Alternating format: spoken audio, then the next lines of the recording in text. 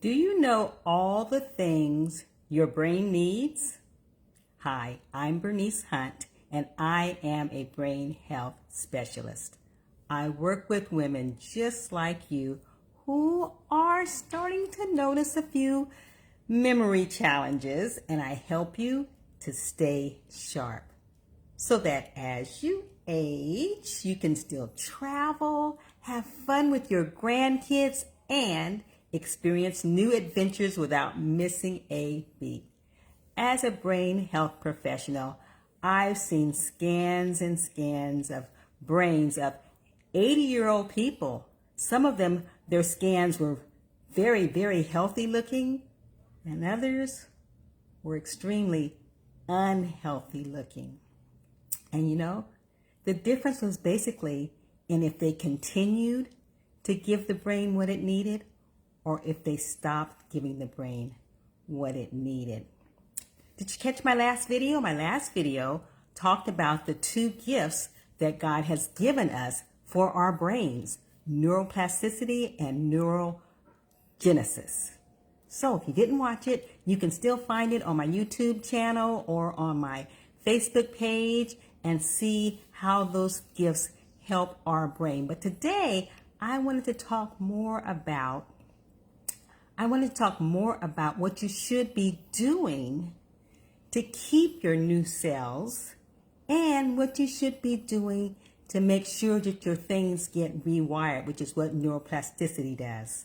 Okay, so neuroplasticity and neurogenesis are both available and they have great potential for your brain, but just being available is not enough. It's kind of like if you had a Bible and you set it on the coffee table, but you never opened it. I mean, it's available, but it's not going to give you very much help unless you actually open it. The same thing with neuroplasticity and neurogenesis. You have to take advantage of having it. Now, how do you take advantage of all that potential that your brain has? By giving it what it needs. If you give your brain what it needs, it'll do the rest. Okay, so you say, okay, so what does your brain need? All right, well, I had a flip chart and I forgot to bring it over here, but anyway, it talked about, and I had made it a homemade little chart and it was so nice. Maybe I'll show it to you next time, but it had the 5 things on it, and one was nutrition. The other one was exercise. The third one was engagement. The fourth one was de-stressing, and number 5 was sleep. So those are the things that every brain needs. So we're going to talk a little bit about that today. So let's take the first one, proper nutrition. Okay, so there's a lot of stuff out there. There's a lot of diets out there, and it can be very confusing and really overwhelming. And I get it. You can do keto, and they want you to do paleo, and they want you to do a Mediterranean, and they want you to be gluten-free, or no, this one says, you have to be vegetarian, you have to be vegan. They have so many things. The mind diet, they have so many things out there. It can really be overwhelming to people, and some people just say, you know what, I'm not even going to go there. I'm just going to do whatever. That's not the best solution. But what you do know is there really is no one size fits all when it comes to nutrition. What you need to do is you need to find out what things work for your body, because everybody's body is a little bit different.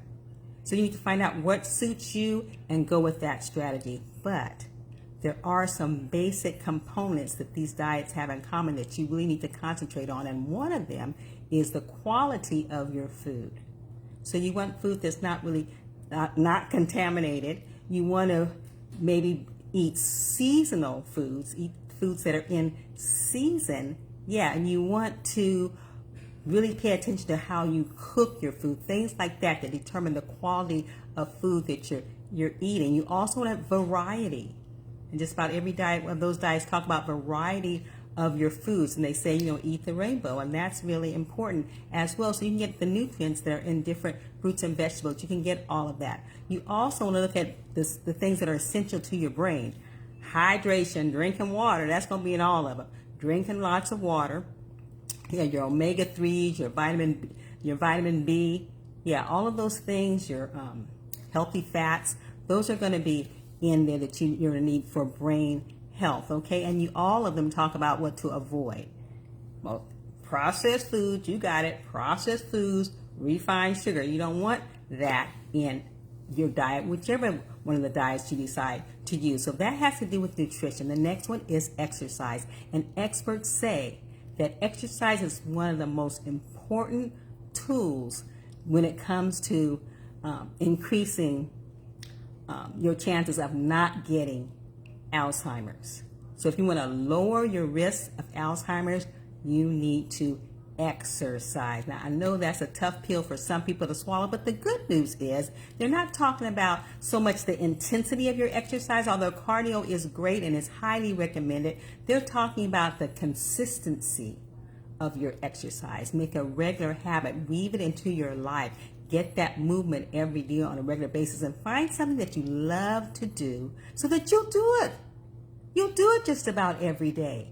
Okay, so because one of the important benefits of exercise, which affects, your heart and all kind of benefits attached to it, but in terms of the brain, it reduces your risk of Alzheimer's. But the other thing that it does, it stimulates your brain growth hormones so that you can grow a lot of new brain cells. They even have studies out there where they actually looked at people after they finished exercising, and a few hours after they exercised, they saw the increase in stimulation in their brain growth hormone. They call it miracle grow for your brain.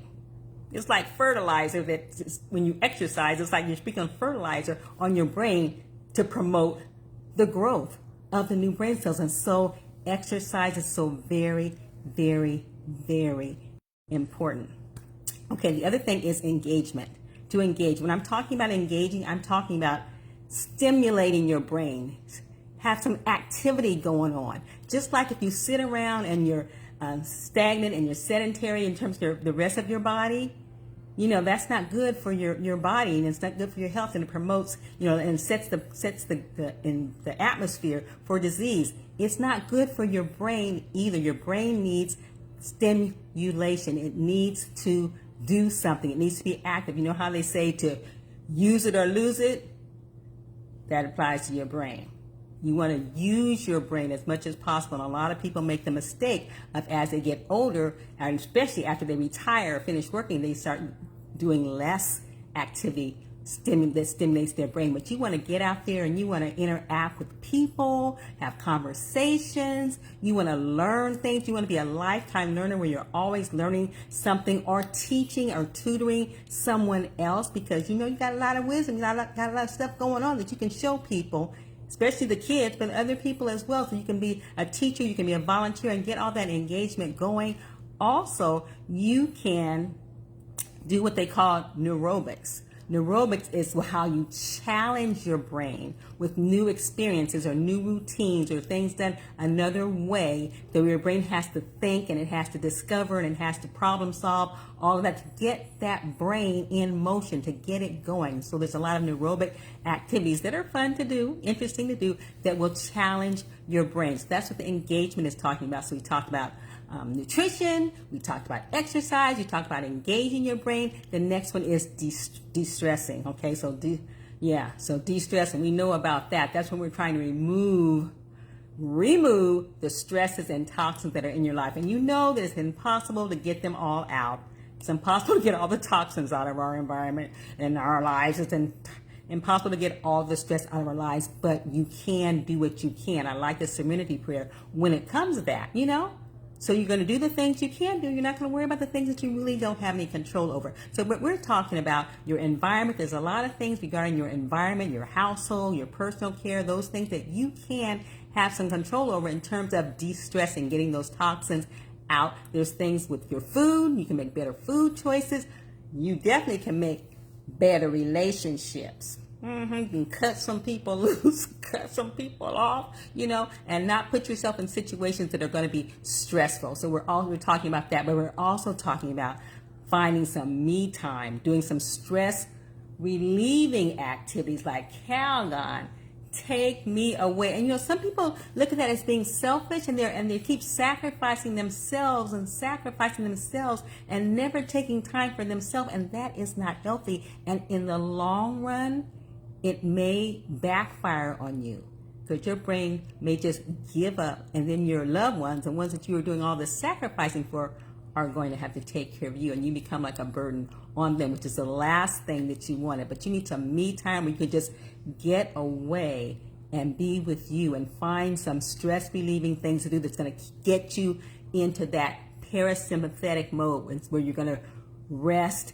and digest, take you out of that fight or flight mode. So you can talk about nature, being out in nature. Yeah, that is calming and that is soothing. You can talk about meditation and prayer. You can talk about deep breathing, things that are going to calm you down, your mind and your body. You want to do those kind of things. Okay, so the last thing is sleep.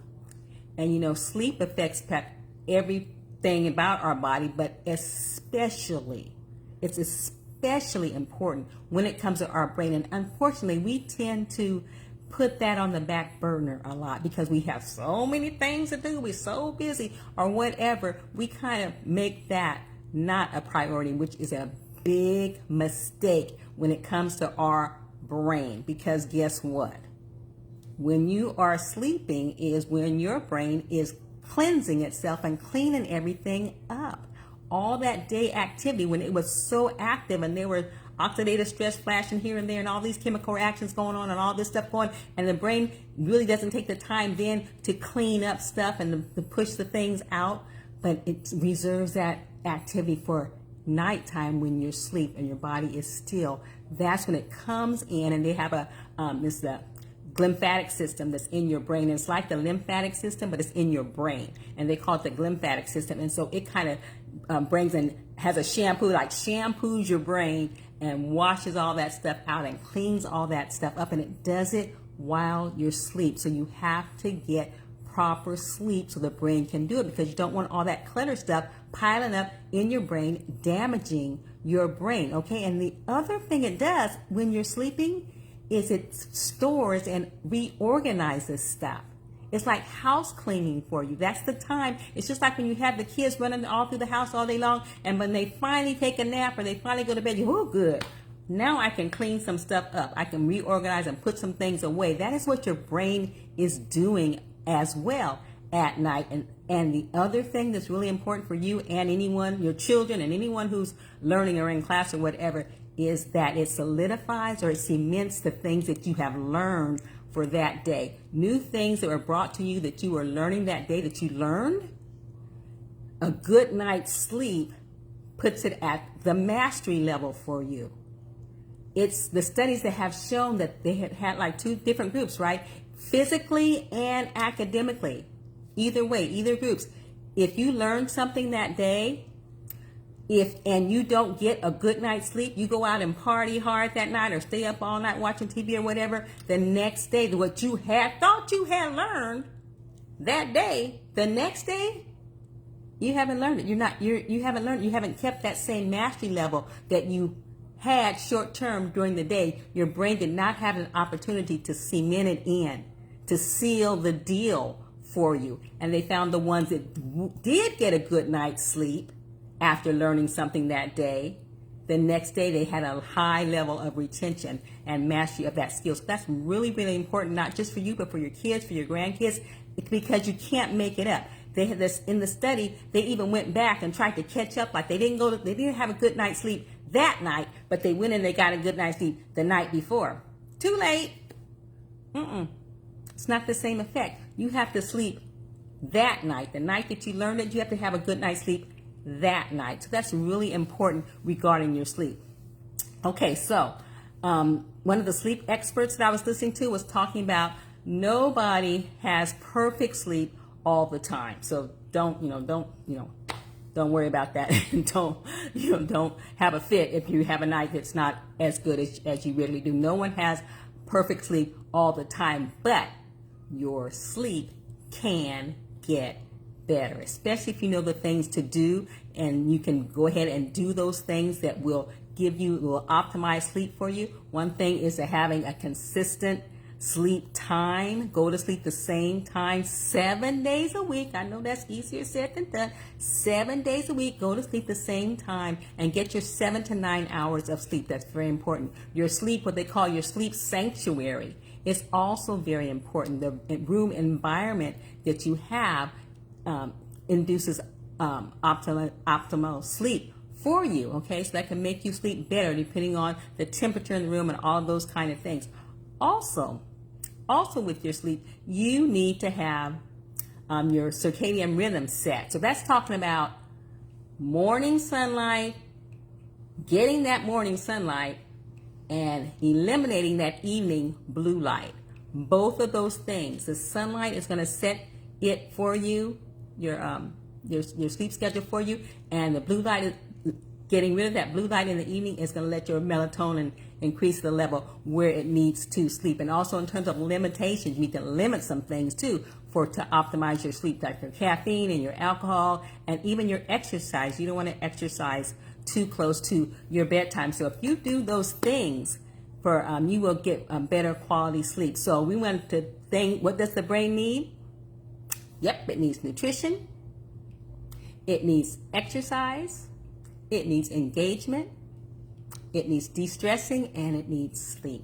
Those are the things that your 5 keys to your brain health. So, have you guys checked out the Better Brain Quiz? It is free, Free, on my website, keepyourbrainsharp.com. You can get on there. It just takes a minute to take it, and I sent you a little report back to you so you can kind of know how you're doing with giving your brain the things that it needs. So if you haven't gone in and take the brain quiz, I encourage you to do so, because your brain's destiny is in your hands.